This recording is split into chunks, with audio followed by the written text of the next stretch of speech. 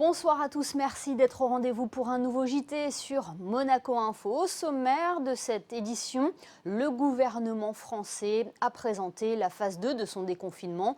Parmi les mesures annoncées, la réouverture des établissements scolaires. Est-ce qu'il en sera de même à Monaco? Une chose est sûre, l'oral du bac français est annulé. Mais sur quelle base les élèves seront notés? Isabelle Bonal, directeur de l'Éducation nationale de la jeunesse et des sports, nous apportera toutes les réponses.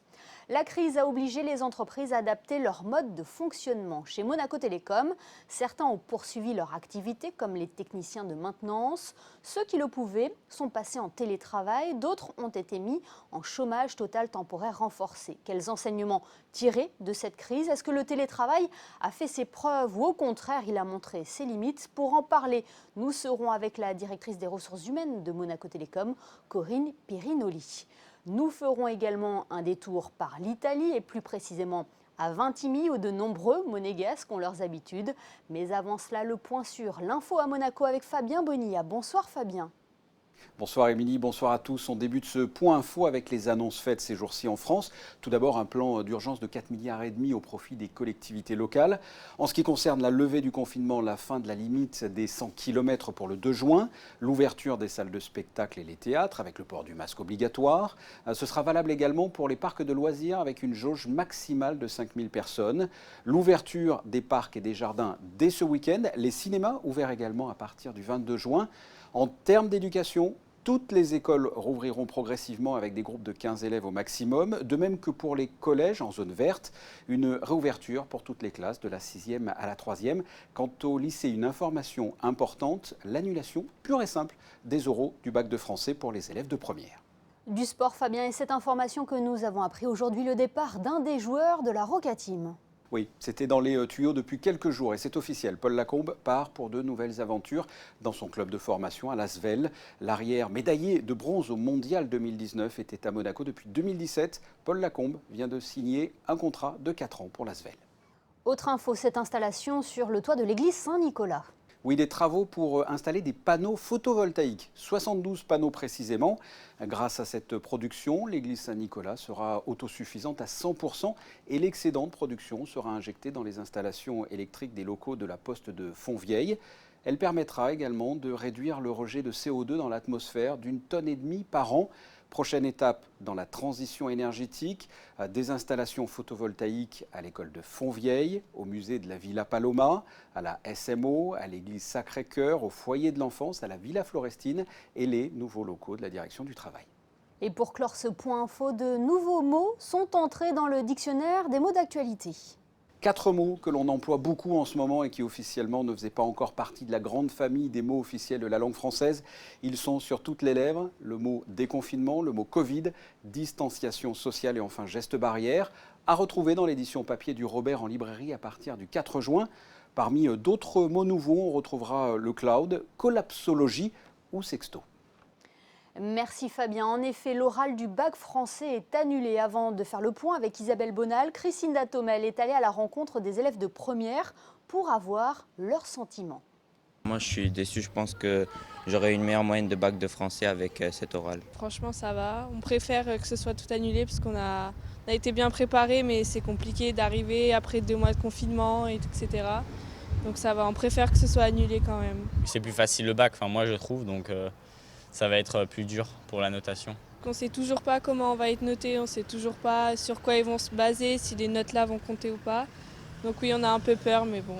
Je pense qu'en vrai c'est pas mal parce que pour les personnes qui ont été un peu désavantagées par ce confinement et les méthodes de travail un peu compliquées, je pense que c'est pas mal. Ça permet aux élèves qui ont quand même travaillé pendant l'année d'avoir des bonnes notes et à ceux qui ont eu des difficultés pendant le confinement aussi de pas être trop en difficulté. Donc je pense que c'est une bonne chose.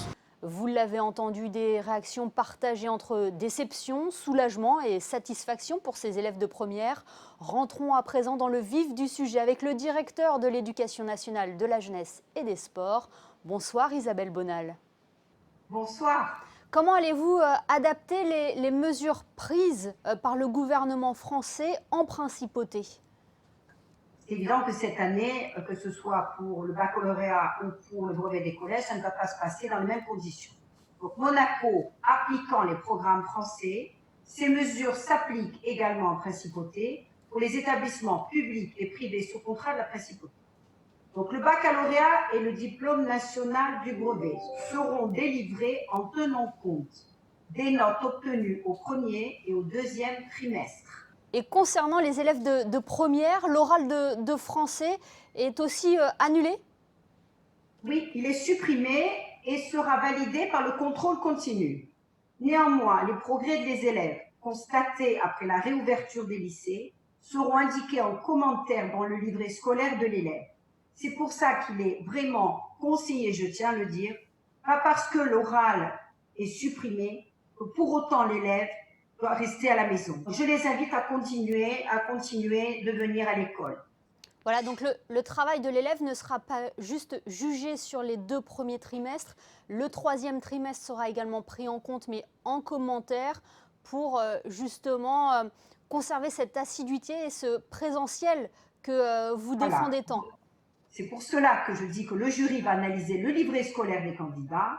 Il va non seulement étudier les résultats scolaires obtenus de chaque candidat pendant toute l'année, mais aussi des appréciations concernant l'assiduité, le travail effectué, la bonne volonté. On ne vient pas à l'école que pour avoir des notes. Il est évident que tous les élèves qui iront jusqu'au bout seront avantagés l'année prochaine quand ils iront en classe supérieure. Il faut qu'il y ait des habitudes, il faut aussi qu'il y ait des contraintes dans la vie. On ne peut pas faire ce qu'on veut et venir à l'école quand ça fait plaisir à l'élève. Est-ce que les élèves vont pouvoir bénéficier d'une mention? Quelqu'un qui aura obtenu 12,1 de moyenne, par exemple, obtiendra une moyenne surévaluée à 13. Donc ça, c'est ce qui va être fait en France comme ce qui va être fait à Monaco. Néanmoins, il faut attendre la décision finale du jury pour savoir si l'élève va obtenir encore d'une augmentation supplémentaire. Donc pour le moment, je ne fais pas trop de soucis. D'après ce que j'ai vu, les élèves devraient avoir le baccalauréat. Mais il faut quand même attendre les résultats, je veux dire, les commentaires et les appréciations du jury pour savoir si on va avoir davantage de mentions ou pas. Et puis il faut le dire, c'est une année scolaire particulière, Isabelle Bonal, puisque les élèves là ne seront pas confrontés au stress des examens. C'est ça. Alors l'avantage, c'est qu'ils ne vont pas être stressés, nous non plus d'ailleurs. Hein, je vous avoue qu'on va être moins stressés, mais bon, dans la vie, tôt ou tard, il faut être confronté à un stress et confronté à un examen. Mais c'est vrai que c'est une année particulière, hein, c'est la faute de personne. D'accord, l'essentiel, c'est que les élèves soient en bonne santé et qu'on ait pu, malgré tout, maintenir l'école jusqu'à la fin de l'année. Alors justement, Isabelle Bonal, la France a décidé que tous les élèves allaient reprendre le chemin de l'école. Est-ce que ça sera également le cas à Monaco? Pour ça, on a quand même une liberté de choix. Donc nous veillons, nous allons peut-être faire en sorte que les secondes reprennent aussi en présentiel, à tous les jours, et qui viennent quelques jours au lycée. Alors, on est en train de faire un état des lieux, parce qu'il ne s'agit pas non plus de remplir les classes et de ne pas respecter tout ce qui a été préconisé par les affaires sociales. On est bien d'accord, la santé avant tout. Isabelle Bonal, une professeure avait été testée positive au coronavirus. Tous les élèves qui ont été en contact de l'enseignante ont été dépistés, ils sont négatifs. C'est un soulagement pour vous? Bien sûr que je préfère que tout le monde soit négatif. Mais si quelqu'un est positif, on peut le guérir. Il ne faut pas non plus être angoissé. Dans la mesure où je sais que tout est bien mis en application, que tout est désinfecté, que les élèves portent les masques, les professeurs. Donc je suis assez, disons, optimiste. Moi, je suis d'un naturel optimiste. Donc il vaut mieux savoir que de ne rien savoir et de faire la politique de l'autruche. Et là, c'est évident que quand on m'a dit que tous les élèves étaient négatifs, j'étais absolument soulagée, bien entendu. Quel bilan peut-on tirer de cette reprise? Tout le monde joue le jeu, que ce soit les enfants, que ce soit le personnel, enseignants, non enseignants, les chefs d'établissement qui ont été formidables, qui sont de véritables chefs d'orchestre. Je vous assure que ça s'est fait avec beaucoup de sérieux. Merci beaucoup Isabelle Bonal. Merci beaucoup. Au revoir, bonsoir. Nous allons maintenant nous rendre en Italie, à quelques kilomètres de la frontière, où de nombreux monégasques ont leurs habitudes. L'absence de la clientèle française et de Monaco se fait cruellement ressentir. Christine Tomel, vous êtes sur place. Oui, Émilie, vous l'avez sans doute reconnu sur ces images. Ici à Vintimille, c'est vendredi et vendredi, c'est jour de marché. Habituellement, le lieu est envahi de monde, d'Italiens, de Français, mais aussi de Monégasques. Aujourd'hui, comme vous le voyez sur ces images, le marché est vide. Alors je vous propose tout de suite de partir à la rencontre de Domenico qui va nous raconter comment ils sont prêts pour accueillir de nouveau les Monégasques avec la réouverture des frontières prévue le 3 juin prochain. Bonjour Domenico, est-ce que vous êtes prêt? On est déjà prêt de beaucoup de temps et comme vous voyez, on a tout pour reprendre. On vous attend tous les Monégasques. À partir du 3 juin, on est tout prêt pour repartir. Et chez nous, il y a tous les produits d'Italie que vous aimez beaucoup. Quelle est l'ambiance ici en Italie? L'ambiance, il est tranquille. Maintenant, on est presque sorti dans les problèmes qu'on a eus. Et on espère que tout reprenne le plus vite possible. Merci Domenico. Je vous propose maintenant d'aller voir Francesca. Alors Francesca, ça se passe comment? La plupart de nos clients viennent de Monaco et on est bien prêt avec tous nos produits, bien fraîches comme d'habitude. On est arrivé à les avoir et les voir pour faire des livraisons sur Monaco. Honnêtement, on s'est bien organisé, mais les revoir ici sur place, ça sera beaucoup mieux. Alors il faut venir ici au marché équipé de son masque, les gestes barrières Absolument. sont bien appliqués. Absolument, nous on a tout le nécessaire, tout est bien propre comme vous voyez. On est organisé avec les masques et les gants et tous les vitres, comme ça il n'y a pas de souci pour nous et pour les clients. Et les clients par contre sont obligés de garder la masque pendant les achats au marché ou dans les magasins. Merci beaucoup Francesca. Merci à vous. En avance sur ses voisins, l'Italie ouvrira donc ses frontières le 3 juin prochain. Alors Émilie, j'espère que vous parlez italien car ils nous attendent tous ici à Vintimille avec impatience. La France, quant à elle, ouvrira ses frontières le 15 juin. Merci Crescinda. Retour en principauté, je vous le disais en titre, de nombreuses entreprises ont dû se réorganiser pendant le confinement et aujourd'hui encore, alors que le retour à la normale se fait progressivement. C'est le cas au sein du groupe Monaco Télécom, où le télétravail, par exemple, s'est considérablement développé. Pour en parler, nous sommes avec la directrice des ressources humaines de Monaco Télécom. Bonsoir Corinne Pirinoli. Bonsoir. Comment Monaco Télécom va se remettre en ordre de marche? Est-ce que ça va être vraiment un challenge pour vous? Oui, je pense que c'est un challenge pour toutes les entreprises. Nous, on a eu plusieurs étapes en fait dans cette crise. On a eu l'étape du confinement, donc il a fallu réagir très très vite. On a mis à peu près 170 personnes sur 220 salariés en télétravail en une journée, mais j'allais dire comme beaucoup d'entreprises, sachant qu'on a aussi eu des collaborateurs qui sont restés pour servir les clients et qui sont sur site depuis le 17 mars. Du personnel mis en CTTR? Oui, également, nous avons eu une vingtaine de personnes. Comment ces mesures ont été prises par vos salariés? On a fait appel à la solidarité. On s'est dit qu'on voulait que ces gens-là, on ait un maintien de salaire. Donc on a maintenu leur salaire jusqu'au 2 juin. Donc là, vous êtes en train de nous dire que les personnes qui étaient au chômage ont quand même été rémunérées? Complètement, oui, à 100%. D'accord. Et ça a été bien perçu par les autres salariés qui, eux, continuaient de travailler? Oui, je pense qu'on a vraiment fait cet appel-là à l'ensemble de nos collaborateurs et on leur a dit, voilà, on vous demande de prendre vos congés, puisqu'il y a le solde de congés normal qu'ils avaient prévu de prendre normalement au mois d'avril ou en mars. Alors, c'est sûr que ça a été un petit peu difficile parce qu'ils vont prendre des congés quand on est confiné. Est-ce que ce sont vraiment des congés? Mais tout le monde a joué le jeu. On a une personne qui a même proposé de donner des jours de congé à quelqu'un qui n'en avait pas assez et qui avait une problématique de garde d'enfants. Je dirais que la deuxième crise que l'on a à gérer maintenant, et c'est lié à la gestion de l'inquiétude, c'est le retour de ces 170 personnes qui sont en télétravail et qui doivent revenir sur site après 2 mois et demi d'habitude, de crainte, d'isolement. Et vous avez un soutien justement pour gérer cette deuxième crise? Je me dis tous les jours, en fait, que d'avoir eu à gérer cette crise en ressources humaines à Monaco, ça a été beaucoup plus facile que si j'avais eu les mêmes responsabilités en France. Parce qu'on a une proximité avec l'État, avec les services de l'État, qui est juste fabuleuse et incroyable. C'est-à-dire que nous, on a eu à gérer l'inquiétude d'abord de nos techniciens qui allaient chez les clients le docteur Voulou de la DASA est venu parler à nos techniciens pour leur expliquer et répondre à toutes les questions.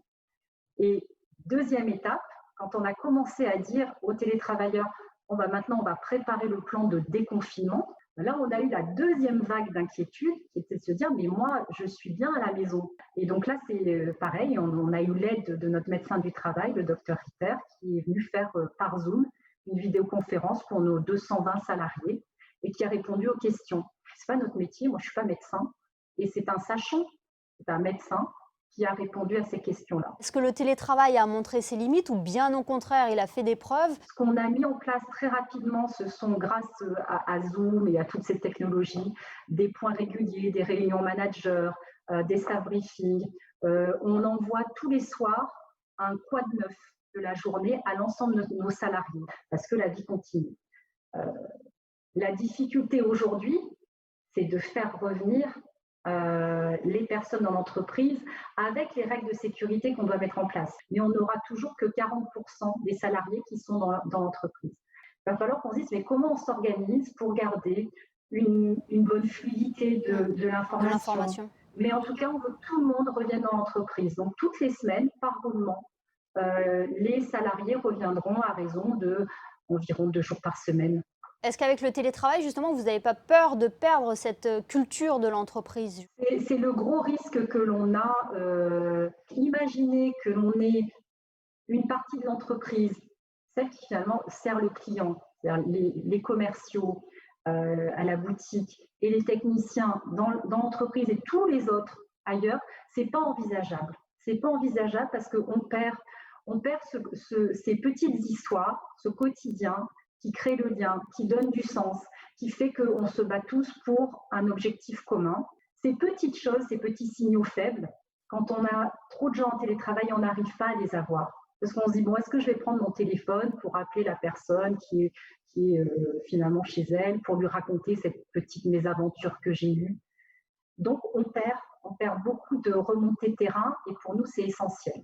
Mais c'est clair qu'on se pose aujourd'hui la question d'un mode d'organisation plutôt hybride parce qu'on croit aussi beaucoup au télétravail, puisqu'on l'a mis en place il y a déjà 4 ans. Ça a un vrai avantage sur l'équilibre vie privée, vie professionnelle, mais on y croit de façon hybride. Merci beaucoup, Corinne Pirinoli.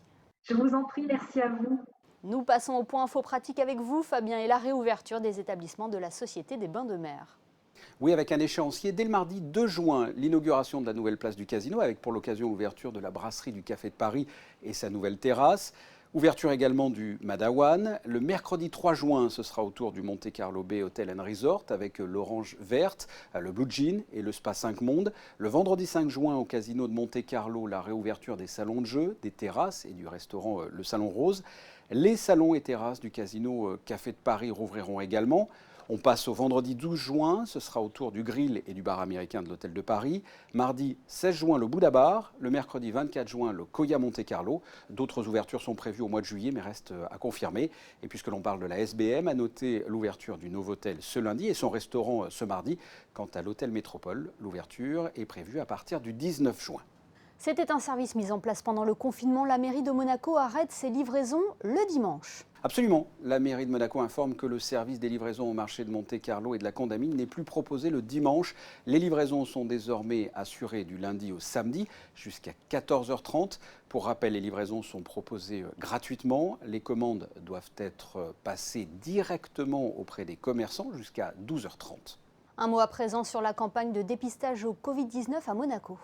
Oui, résidents et monégasques ont pu se faire tester gratuitement depuis 2 semaines. Sachez qu'il y a une séance de rattrapage ce samedi au Grimaldi Forum et à l'espace Léo Ferré. Peu importe les lettres alphabétiques, vous êtes les bienvenus de 8h à 18h. Et ça sera également le cas la semaine prochaine. Vous pourrez venir pour une séance de rattrapage au Grimaldi Forum de 7h30 à 18h, à part lundi qui est un jour férié.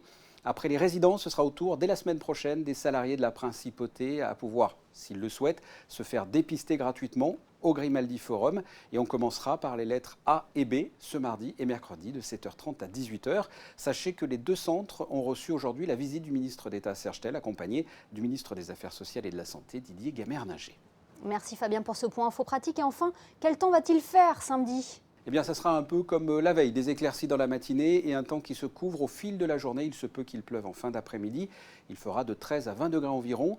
Et la température de l'eau sera de 20 degrés. Le soleil se lèvera à 5h51 pour se coucher à 21h04.